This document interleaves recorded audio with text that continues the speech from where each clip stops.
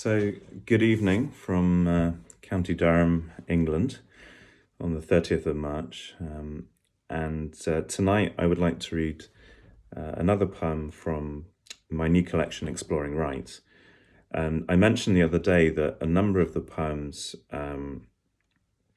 are prefaced. Well, some of them are prefaced by particular quotations, but the book itself is introduced with three different quotations, which I mentioned the other day. Just three, no more than three.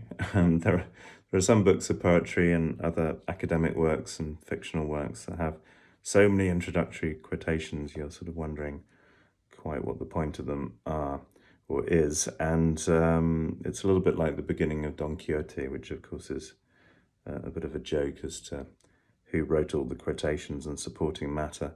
But these are very specific to this book, and I'll just read the first one because it helps understand the poem I'm about to read. So this quotation is from Seamus Heaney's poem from the Republic of Conscience, which he wrote for Amnesty International. And Heaney writes as follows in these two stanzas. I came back from that frugal republic, with my two arms the one length. The customs woman having insisted my allowance was myself. The old man rose and gazed into my face and said that was official recognition, that I was now a dual citizen. And partly by that, Heaney's obviously thinking about a dual citizen, meaning moving between the Republic of Conscience, where one can afford the luxury perhaps of a conscience, and then the pressure of reality, I suppose, that world in which Heaney's debating what sort of poetry will have a present use, as he called it. So the poem I'd like to read is called, it's actually the first poem in the book, so it's on facing pages. Very nice. This poem is called That We Are Born Unequal. It doesn't really require any introduction.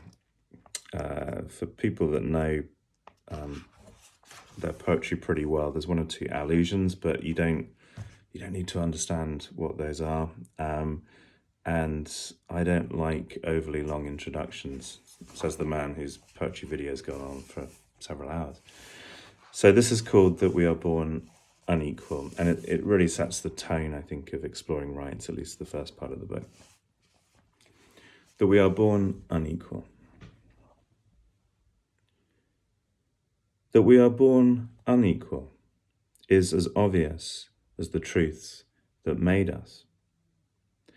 Though there are those who'd contest the world its 4.5 billion years, imagining instead some founder god or a history not unshareable, which ensures for itself only different inequalities, though they say we are born equal.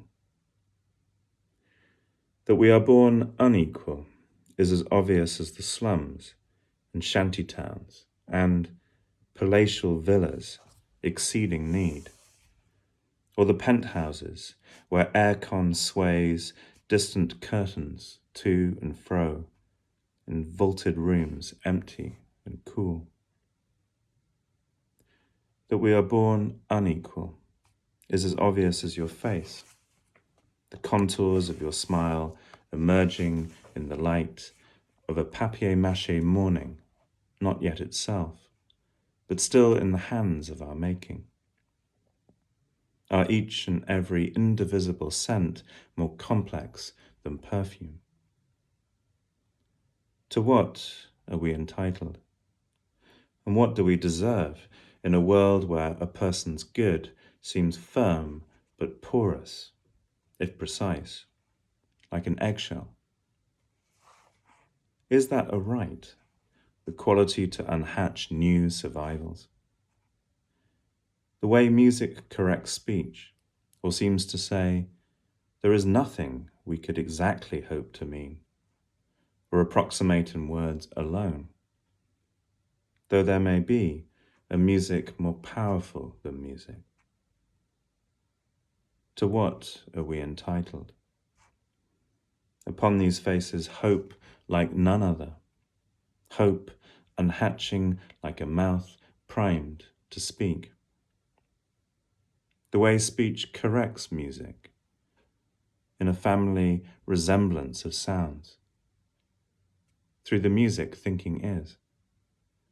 In an intimacy where what we say is as porous, if precise, as an eggshell codicil, added in uncertain letters to the spirit or will of the age, what it forgot to say about itself.